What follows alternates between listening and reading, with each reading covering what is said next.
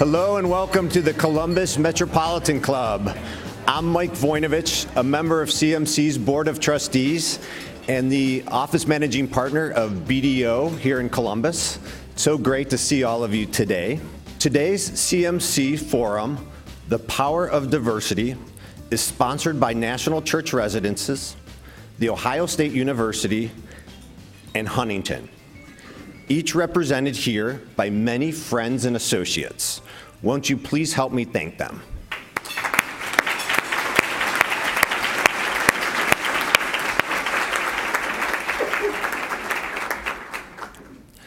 As many of you know, diversity is one of the founding principles of the Columbus Metropolitan Club, and the reason why this club was formed. Diversity can be easy to talk about, and it's easy to recognize, but very difficult to implement. What's the problem? A lack of a pipeline?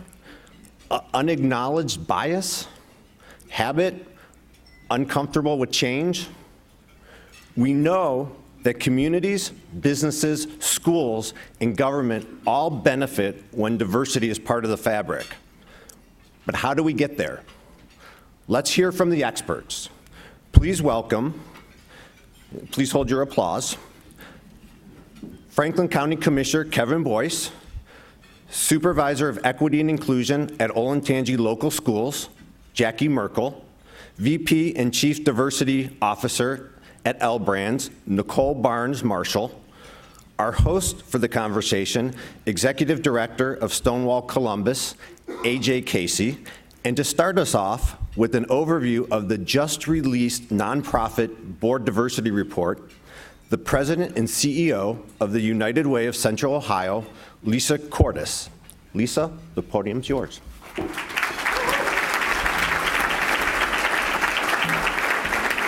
Thank you, CMC, for hosting today's forum on the power of diversity. On behalf of United Way of Central Ohio, I am pleased to launch today's discussion by sharing survey findings on the demographic composition of local nonprofit boards. The nonprofit sector is a robust one. Today in Franklin County, there are 14,000 registered nonprofits. Nonprofits are the third largest employment sector in Franklin County. Throughout my 35-year career as a nonprofit leader and grant maker, I have a number of concerns have arisen about the performance of our sector.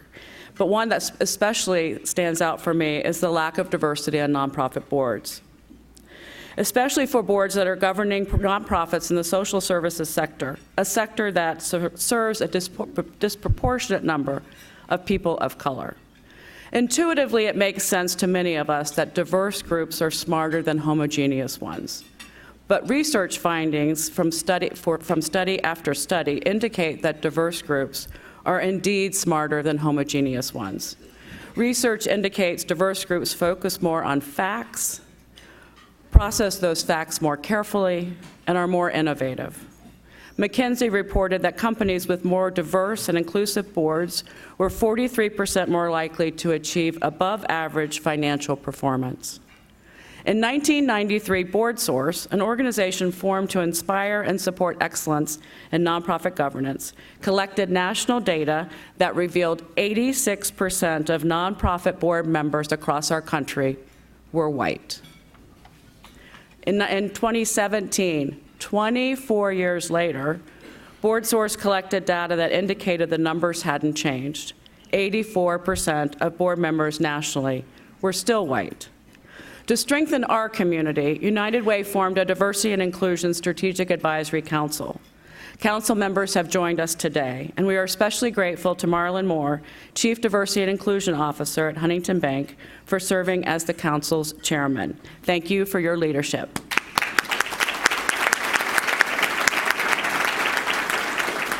We are also grateful for today's panelist and our council member, Nichole Barnes-Marshall, for her leadership Columbus teammates, who provided an in-depth analysis of our survey's quantitative and qualitative data.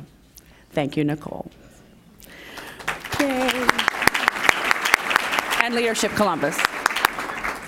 We surveyed 2 data sets. The first, 41 of United Way's nonprofit partners.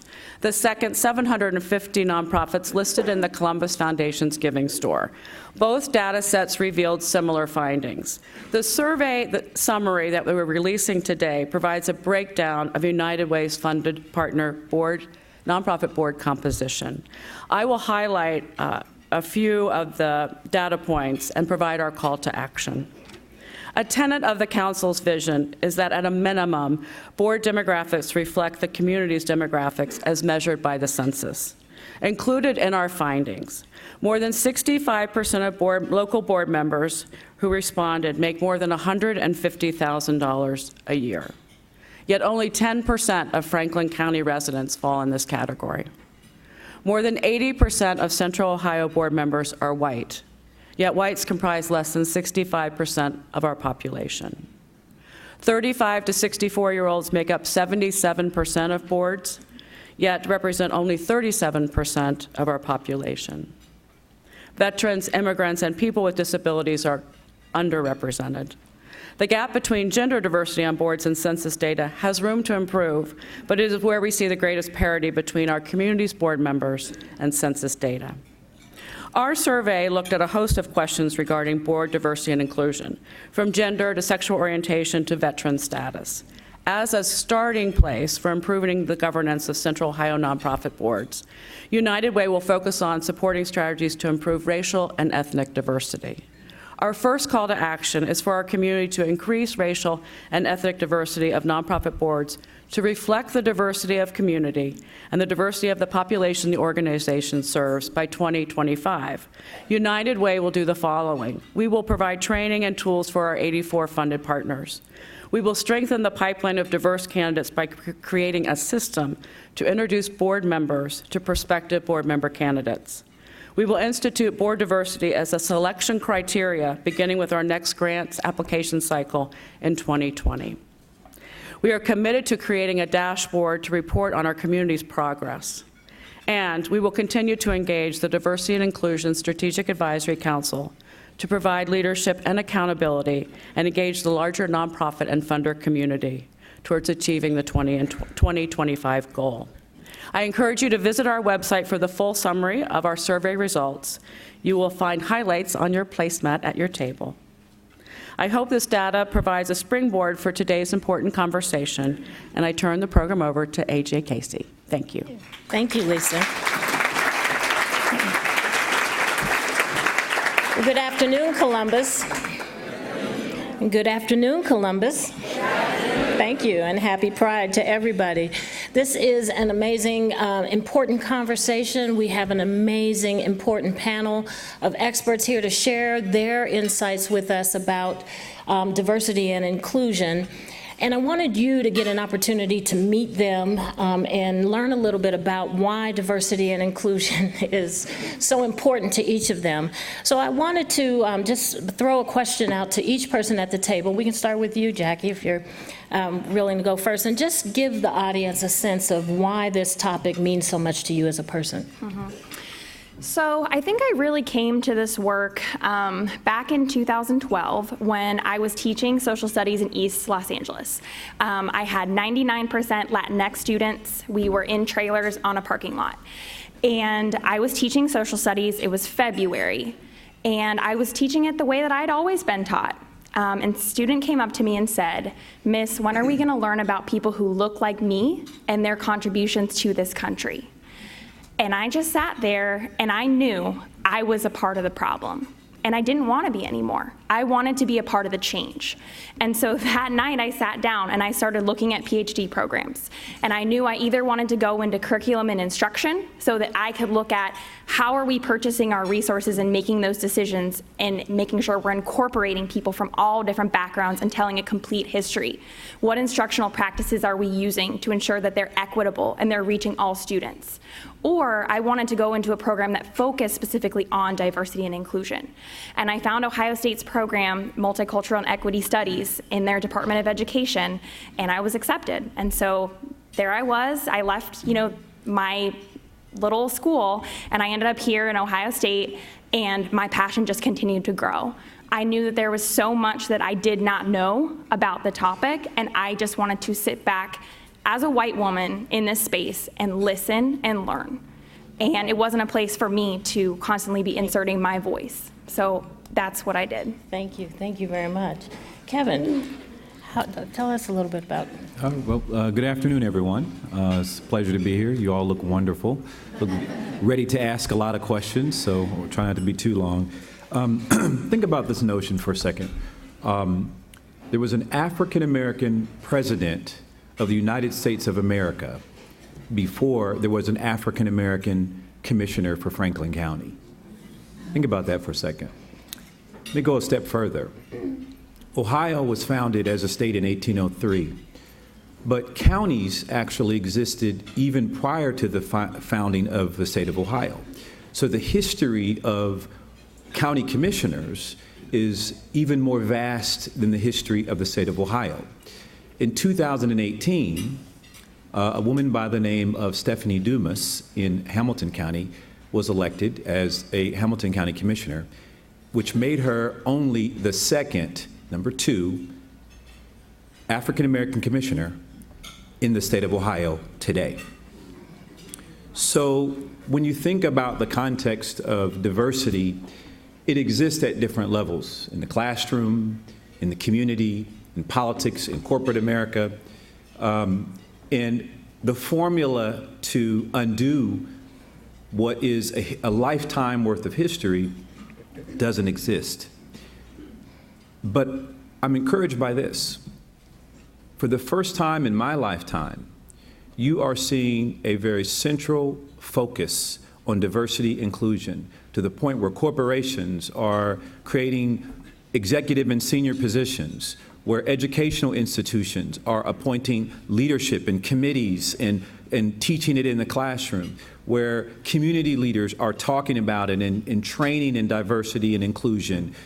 This is progress, but we've got quite a ways to go. And so I'm encouraged and excited about this conversation today because Ohio as a state continues to grow, but just keep in mind, there are 88 counties in the state of Ohio. All of them have 3 commissioners except for 2 other counties. And there are 2 black commissioners, 2.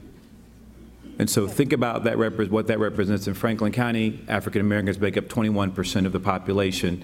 And so we are just getting to the point to have these conversations, but I'm encouraged by the platform to which we are having them, and I feel good about today's convening. So thank you for having me. Great. Thank you for being here.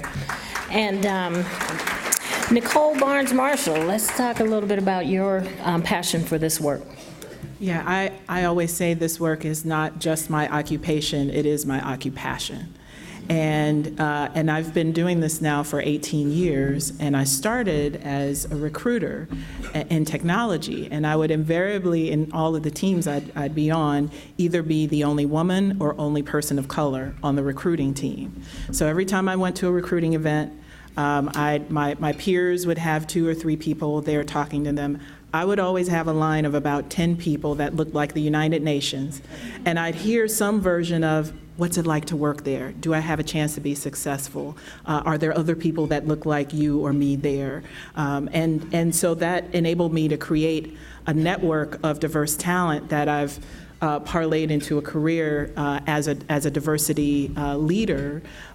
And I've been at this work now for 18 years. The work has been in corporate America for probably more than 30 years. Yet still today, right now, there are more male CEOs with the first name of John than there are female CEOs. Wow. So this has to be more than just a conversation. We need to have them, and this convening is so critically important.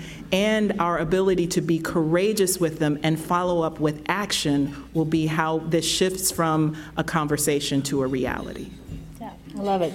Thank you. Let's hear it one last time for these panelists. Not last time, one more time for the panelists.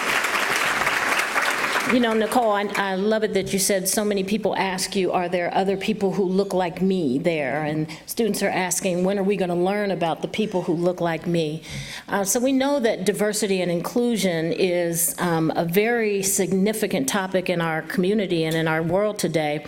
And I want, like each of you, to chime in briefly on what is it about diversity and inclusion that defines its significance?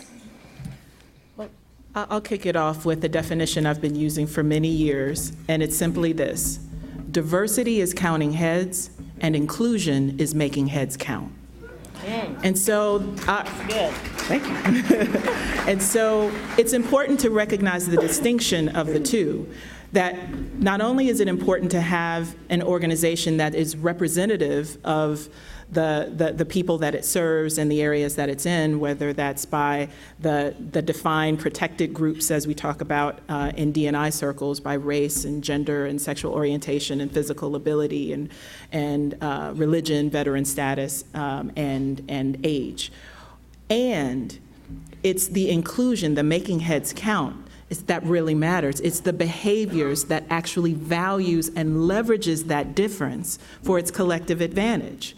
So you can have the most diverse organization possible, and we discovered that through analyzing the survey results. But without an inclusive one that values all of that difference, what you create is one lovely revolving door, where the talent comes in, but they're not able to see themselves, not able to grow, not able to navigate, understanding the unwritten rules of how things get done. And then they ultimately vote with their feet and either exit the organization, exit the nonprofit, exit government, or even not even choose to go into it in the first place because of the fear of not being able to be included. So that opportunity, I think, to truly define what it is, because we go into it with focusing on the counting heads, which is super critical, absolutely important that it's representative. And it can't stop there. Our behaviors, the inclusive behaviors, is truly what makes that diversity matter. Bravo, yes. Anybody else? Why is this, what is it about it that makes it so significant? I'd like to build on what Nichole was saying, pardon me. One of my concerns about the conversation in diversity is often it's diminished, and I don't mean that in a negative or pessimistic way, but it's often diminished to a race issue or a gender issue or an age issue or a sexual orientation issue. And the fact of the matter is, what diversity inclusion is promoting are ideas, perspective, experience. And that's what makes any discussion rich in information and direction. And I think sometimes we tend to zero in on the things that are spicy. And what I mean by that is, someone said earlier that diversity is easy to talk about. And I maybe argue that it's easy to talk about, but it's difficult to talk about in a substantive way, because we get zeroed in on race. And as an African-American commissioner, if I start saying diversity and inclusion, people say, oh, wow, yeah, he's saying that because he's black. And it can't possibly be that I'm looking to be inclusive of the best ideas, the best perspectives, and the most interesting experiences so that we can do better tomorrow than we did yesterday. And so I'd like to just shift in my own conversation about diversity, the conversation from race and gender and all those things that go with it, to really the content of character and the perspective that folks bring. And I think that's a healthier way to engage. Love it. Yeah. Yeah. I would add, I loved how Nichole talked about diversity and inclusion as going hand in hand. I think we also need to add into the equation the conversations around equity. And for me, when we're talking about equity, and it starts all the way from preschool all the way up, we are talking about access. Access to resources, access to networks, access to supports. And I think that this is something that we have the power to connect people. We have the power to stand with others as allies, asking them, how can we advocate and be an ally for you, not speaking for others? And I think that if we prioritize the conversation of access and looking at who historically has not had that access, it will help us to identify areas where we need to move in our organizations to start to make that critical change, because it should be about opportunity. Bravo, bravo. So, okay, so we work for diversity and inclusion. It's important to think about ideas. But the question I have now is, what does all that get us? What really is the power of diversity and inclusion? I maybe start and say it's the power of America. You know, America was founded on the proposition that, was a experiment, if you will, of people from different backgrounds and the freedom to express themselves, the freedom to engage with others. We didn't start off exactly in the right way, but we've always worked as a country to get there, to be better. And I think that's where we are today. I think there's a real opportunity in America because, and I don't want to get political, but what we see happening in Washington, it makes it, I know, right? But I'm going to get political, so, you knew it was coming.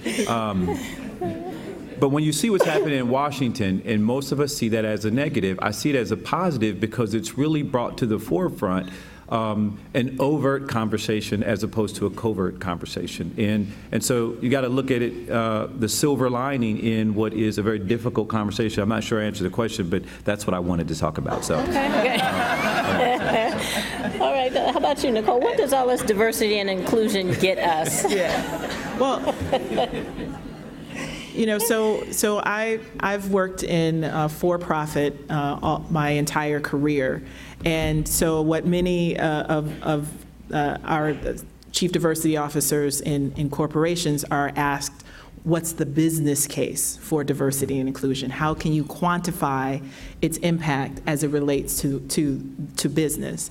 And so, there's, and Lisa shared some of this in kicking us off. Companies that have greater diversity on their boards of directors and in their senior leadership outperform their peers in every category that matters: sales, revenue, return on invested capital, all of those things. And it's so interesting that the data has been there for such a long time. The McKinsey report, McKinsey has been delivering these same inclusion data points I think since 2011, consistently since I've been in this industry, yet it hasn't changed behavior. And so I think when we focus on what's the power of D&I, particularly for those of us in corporations, I keep trying to go back to that bottom line as much as I possibly can. In the retail industry that we're in, all of the evidence shows that this is a sector that is driven by the preferences and purchasing power primarily of women and diverse consumer groups. So if your retail brand does not have a diversity strategy, it does not have a growth strategy. So wow. It really comes down to, are you interested in growing your business? Yes. Then this is a conversation for you, whether you are a straight white male or any other aspect or dimension of diversity that you represent, because often it feels like this conversation, if I'm not the black male, the white female, that person that checks a box, then I don't have a voice in this conversation. Everyone has a voice in this conversation because, to Jackie's point, you can serve as an ally to advocate for those whose voices aren't always heard. So if you can't connect with it on an emotional level, on a personal level, on a societal level, and what matters to you is the bottom line, we got some good stuff in there for you as well. Very good, very good. Now I want to keep us moving because I know we want to get to audience questions in just a little bit.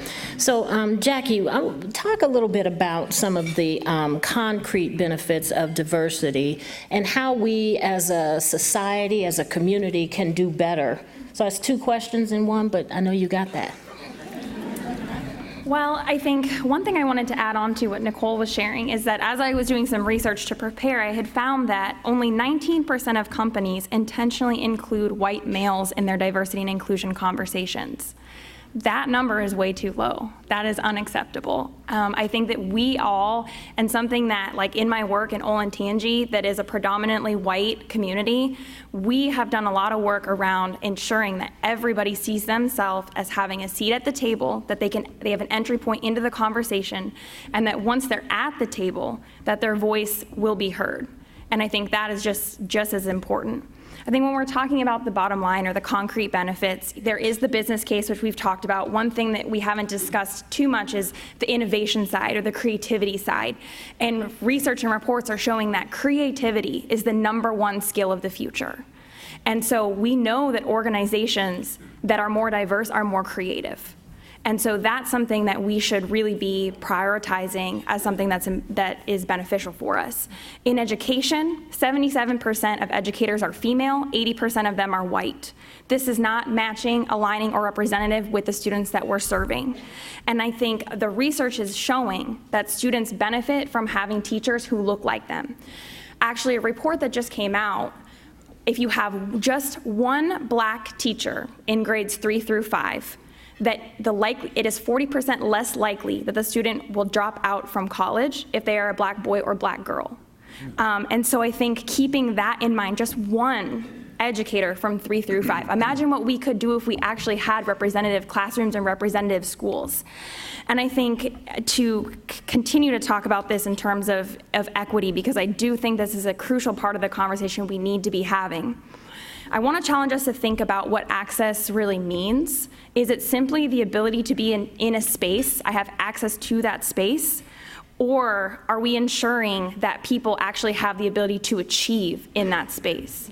And so in Olentangy, one thing that we did is we looked at our higher level coursework, and we started with our AP classes, and we looked at, do we have representation in diversity in those courses?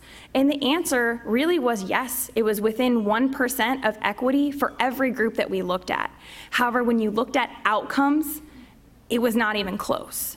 And so we realized that by thinking about equity just in terms of access to a space or access to a seat, and not in terms of inclusion or in terms of really providing access to the content, to the curriculum, we are doing a disservice to our students, and they're not being as successful in those courses. So we have to rethink how we're thinking about access as well. Very good. Now, I know we're anxious to get your questions to the panelists, and we will be moving to audience questions in just a few minutes. So if you have a question that you'd like to ask the panelists, please make your way over to the microphone right over there in the corner. You following, Andy? And then, but before we get to the questions, as the audience members are coming to the microphone, talk a little bit more about, like, what do you think we can do, right, to encourage diversity, equity, and inclusion more here in Columbus? What are some concrete things that people can do? If I'm going to start and make the sacrifice here to Nichole by saying that I would volunteer my services for the L Brands board. If you want to, I would be You have to talk to Mr. Wexner happy to serve. If you could pass that on to Mr. Wexner, I'm available. I will advocate on your behalf. Yes. Thank you. I thought I'd take that chance. He's right here. So, I think there's a lot that we can do, and I think the first part of it is the discussion. And Franklin County, part of our we launched a poverty commission to really peel back the layers and try to understand why some families, why Central Ohio is growing and prospering with unemployment rate of less than 4%. But our poverty rate is growing at just under 17%. And in doing that, one of the things that we discovered was a disconnect in a conversation around race and racism. And so we are initiating internally a training for county employees. But I think from that will be an evolution in a conversation around cultural competency and all of the buzzwords that allow us to take advantage of the respect for people who have differences than us.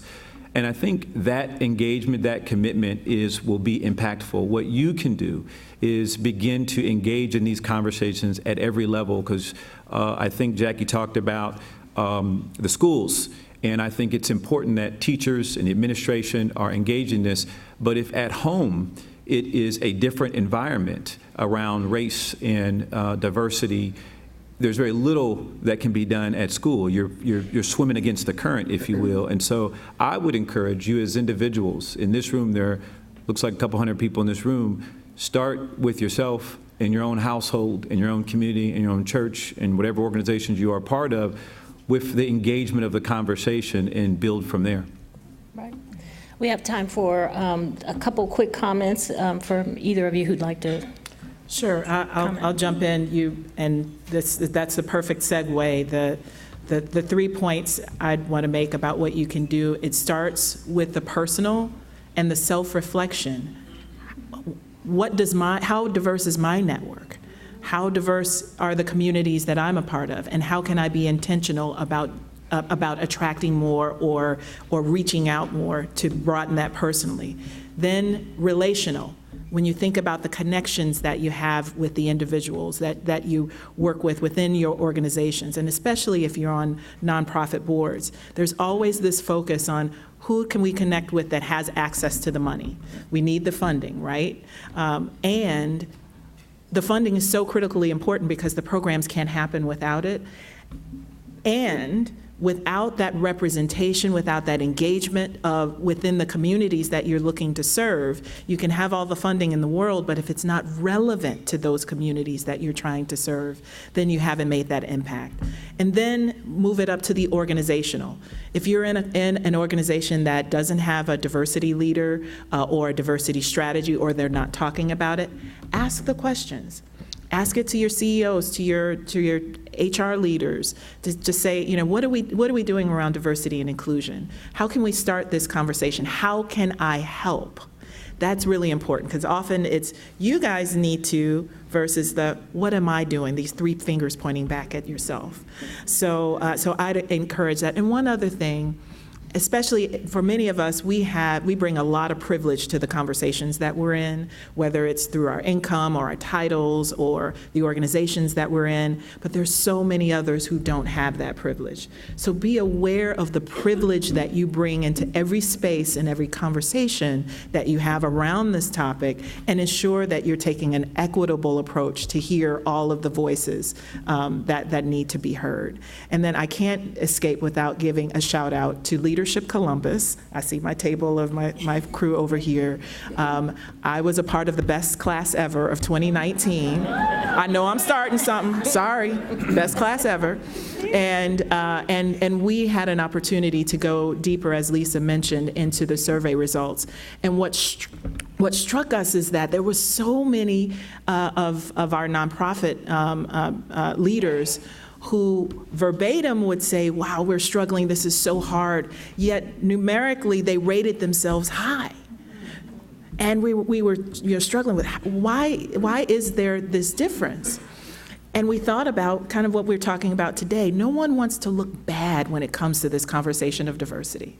So there's this tendency to rate more positively, but then when you talk about it, you understand the challenges. So let's make it safe to have the conversation. Let's not focus on looking pretty. Y'all look good, but let's be honest about this so we can make the kind of change that we need to make across this region.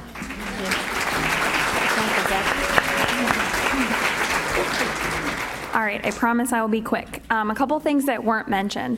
One is I would highly encourage everyone to think about the power of modeling. So a lot of research has also shown that children are watching what their parents are doing, and they're developing implicit biases based on who we're interacting with and the way that we move throughout the world. How are we modeling the type of culture and the type of world that we want, the type of interactions and relationships we want to build? I would highly encourage us to think about that in our personal lives and in our professional spaces as well. Also, and I think this goes back to what Kevin had shared, how are we creating spaces or making space for honest dialogue to occur? And I think oftentimes we shy away from it, we're afraid of it, of what's gonna come out, and what are we gonna happen if backlash occurs through engaging in that dialogue, but we need to go through that process to get to a better place. because if we never talk about it, it's never going to get better. And so I think we have to prioritize that dialogue, and it's so important.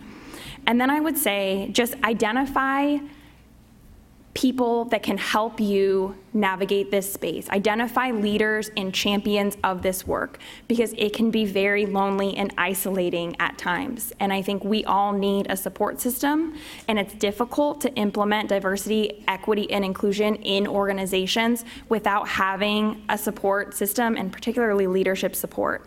But I also can't stress enough the power of informal leaders. Somebody doesn't have to have a title to be a leader.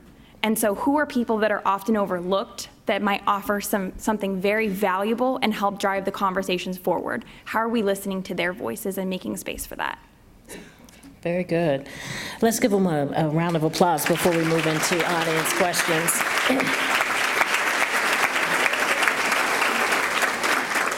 Very, very insightful. So we're moving into audience questions, and I just want to reaffirm that it is CMC's tradition to take audience questions. We ask you to please state your name and ask your question, and if at all possible, please be possible to avoid editorial comments, and remember, questions end with a question mark. So they wrote that for me. I didn't make that up. Okay, let's get started. First question, please state your name and your question. Thank you. I do know what a question mark is, so I'll make sure that I have it at the end. My name is Brad Goshi. I'm the Vice President for the Columbus Council on World Affairs. We actually have an adult professional training that we do with community members on global awareness, understanding that sort of parallels the type of work that we're talking about today. In fact, we've done it with a lot of teachers out at the Olentangy School District, a lot of folks at Nationwide, and other global companies here in Columbus around the country. My question is to you all to think about. Actually, I have two short questions. If you all look at me, I can simply acknowledge my privilege, right? Just because I look the way that I do, I can walk around this earth and this country in a way that other people cannot, right? And so I often think that when we talk about diversity, it's black, white, male, female, and it's sort of limiting. How can we, one, encourage everyone to acknowledge and understand that they do have a valuable voice, acknowledging their privilege and bringing it to the conversation, right? Visibly, I'm a white male, but there's other levels of diversity. There's, LGBTQI, there is mental health, there's socioeconomic status, there's generational differences. So how do we get everyone to understand that they have a place at the table, as Jackie mentioned, that you don't have to be a person of color, you don't have to be black, you don't have to be Latinx, everybody can bring something to it. How do we get that to happen? And particularly, Commissioner Boyce, I'm not going to get political, but how do we do it in our current political environment as well? Perfect. That's my question. Okay. Who wants to go with that?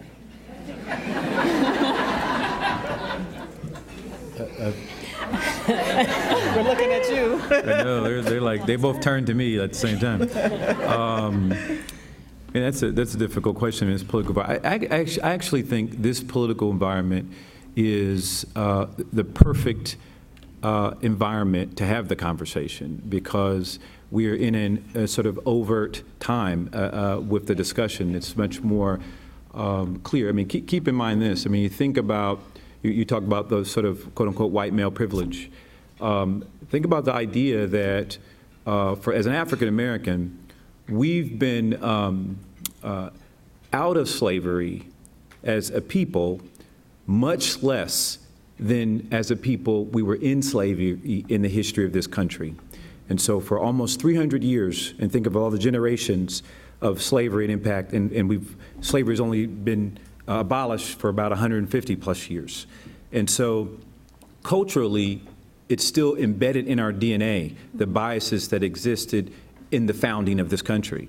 And we're still unraveling even the laws that we created to sort of ordain those actions. And so I think this political environment is doing more to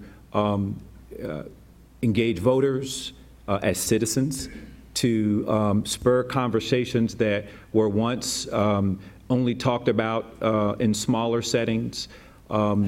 This is the opportunity and time to call people out. It's a little more acceptable. And people are calling out the president very publicly. And he really hasn't shied away from his perspective, quite frankly. And I think that's healthy. I think that's healthy because it suggests that we're at least having the conversation. And so to me, this is, I think, despite the negativity that seems to loom around politics right now out of Washington, I see progress. I see progress in the conversation taking place. This conversation's happening here in Franklin County, but I know it's also happening all over the country in different settings, and that's progress. And I'll just add on to that, and how do we make this happen for everyone and acknowledging their privilege? There's this commercial, I can't remember who has this tagline, but it always sticks with me, which is encourage courage. Yep. It takes courage to have these conversations of privilege, first with yourself, then with those in your immediate surroundings, in your families, in your homes, and then to Jackie's points earlier, in the schools. When we start to create an ecosystem and an environment of clarity around what privilege is and how you bring it into every space that you enter, it shifts the environments that we're in. And I'm really encouraged by this new generation, Gen Z. They've got the language, they've got the understanding, the awareness, all of the research that we've done from a retail perspective on this generation. They lead with inclusion. They focus on inclusion before making any buying decision. I won't buy from that company if they don't reflect my values. And so I know some of us Gen Xers, many of us have to come along on this journey, and boomers, but millennials and more so Gen Z really gets this. And I think we all have to get on board to acknowledging our own privilege, not shying away from it, and starting with it as early as possible so we can shift the broader environment. I would say I completely agree with what my colleague shared here, and I think part of what's so difficult when we're talking about privilege is we're taught to not see it or talk about it from a young age. And so I think in order to make progress, we have to be willing to talk about it, and we also have to be willing to talk about it beyond just racial privilege, because somebody can be privileged in certain aspects of their life but still experience marginalization for other aspects of their identity. And this is where we get into conversations about intersectionality. I am not just one thing. I am not just white. I am not just female. There are different aspects of my identity that make up who I am, and how I show up to different spaces is different, and how people see me is different based on those identities. And so we have to reckon with how those things intersect in spaces and how people receive us based on those identities when we're in a room. And that takes a lot of unpacking. It's not an easy process, and it shouldn't be. But I think it's work that needs to be done. Back to Nichole's point from earlier, we have to start with the self. We have to start with critical reflection on our own background experiences and identities, and then we can start to move forward from a better place of understanding. Love it. Yes, ma'am. Good afternoon. Good afternoon. My name is Demetris Davis, and I recently, with my family, visited the U.S. Capitol. We went on a nice tour there, and there I was reminded of the historical vision of E pluribus unum, and out of many, one. And I was wondering, is that still the right vision? And for our country, and if so, well, if not, why not?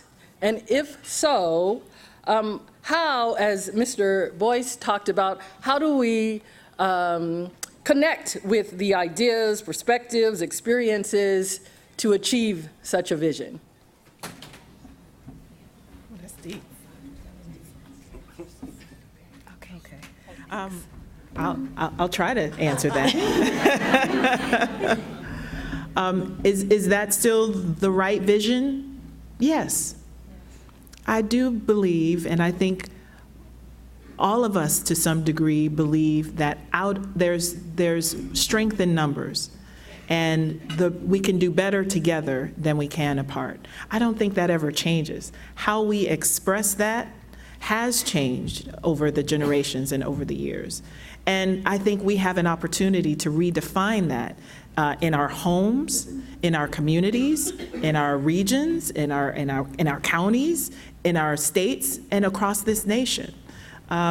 There is a conversation that's happening across this country that sounds so much more polarizing. And we have the opportunity to shift that with our behavior every day. We can look to DC and say, you know, they're not behaving in ways that reflect what I believe in, but then that translates into, now I'll start to behave that way, or I won't try anymore because I don't see it being reflected out here. It truly does start with the individual. An avalanche begins with one snowflake. I hate to use a snowflake analogy, but you get the point. You get the point. And so we have to be that snowflake. Be the snowflake. You can tweet that. I'm going to move so that to the next person in line and let you ask your question so we can get all of you in. Good afternoon. My name is Mike Carmichael, L. Brands, white male, but I belong to 3 different diverse groups. We'll talk about that later.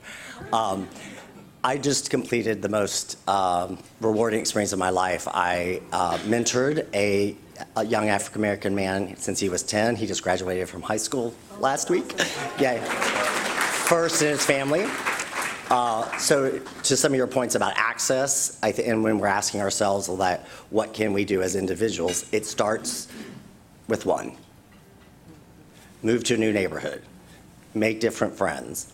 Help a kid out so they can understand. I had the privilege of a family that showed me how to get there. But I think what we all need to concentrate on to make America what it was supposed to be and to bring everybody up is to mentor. And so I want to get your thoughts on mentoring.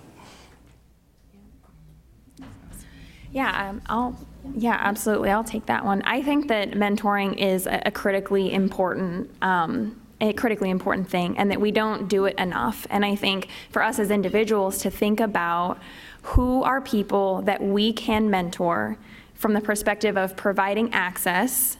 If we are looking at historically underrepresented or marginalized groups, how can we continue to develop pipelines through mentorship with schools to ensure that diverse people are getting connected with the diverse gamut of different types of careers that are out there by actually going into organizations and doing internships, doing mentorships.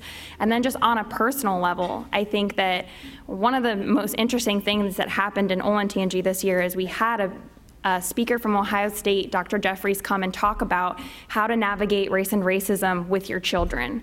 And what happened is somebody in the audience raised their hand and said, I am white and I want my children to be exposed to more diversity, but I don't know how to connect them with with diverse children because their neighborhood was predominantly white and the school they attended was predominantly white.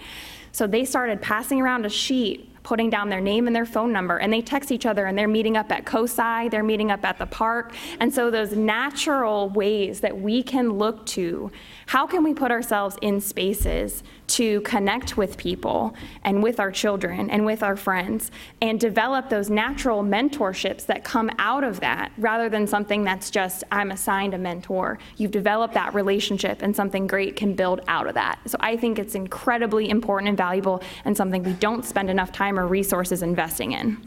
Bravo, great answer. Who's next at the microphone?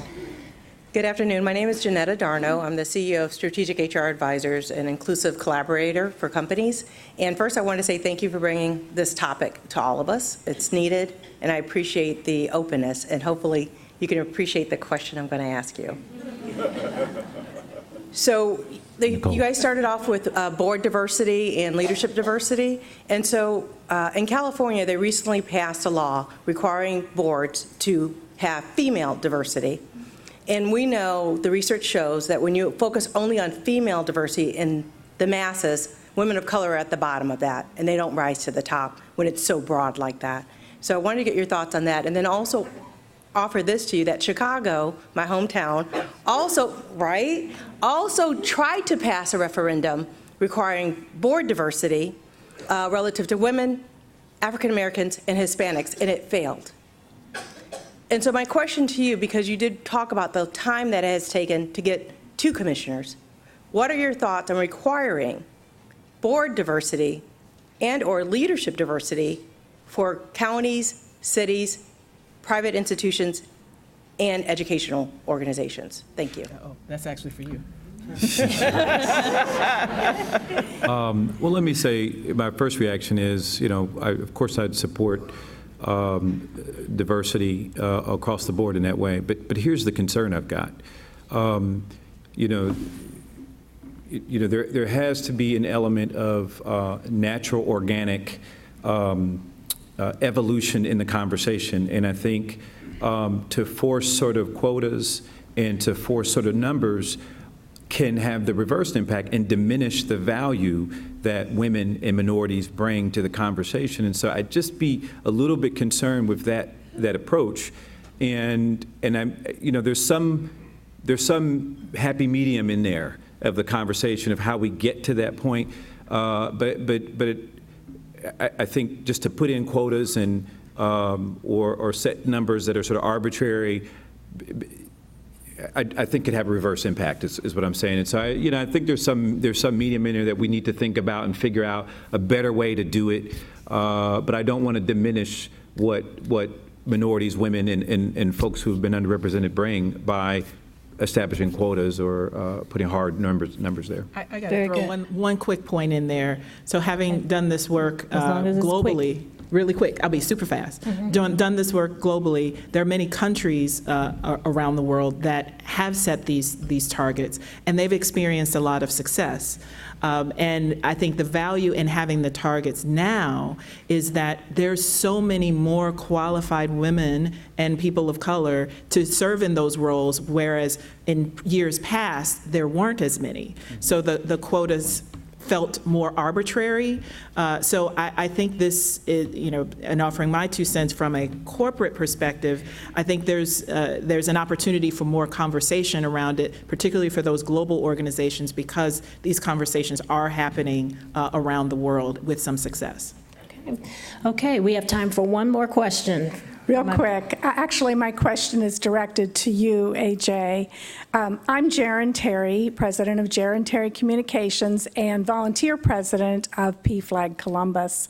And there's an adage that a rising tide lifts all boats. And so I'm wondering if passage of Ohio's Fairness Act, which extends equal protection under the law to people of LGBTQ, to get all the rights and privileges that everyone else except them enjoys in Ohio, if that will indeed enhance diversity and inclusion across the board for everyone who is not white, cis, het, male. Wow, thank you for that question, Jaron. Absolutely. I'm struck by the fact that the act is called the Fairness Act, right? And anytime we live in a more fair society, we have more opportunity for inclusion and diversity. I think that the data shows that most people who work in corporations who identify as LGBTQIA+ don't come out at work because they know they can be fired. So absolutely, it will help. It will help us to have a more diverse and inclusive society because people won't have to hide who they are. They won't have to hold in what they have to offer in the workplace because they can comfortably come out and be authentic. And that's exactly what I think enriches all of us, to be able to be who we are and bring our full selves to the work, to the community, to our families and friends. And I think that's what it is. I think that's what it is. Thank you for your question, Jaron. Thank you very much. That's it for our time. Thank you all so very much for your questions. Please thank this amazing panel of experts.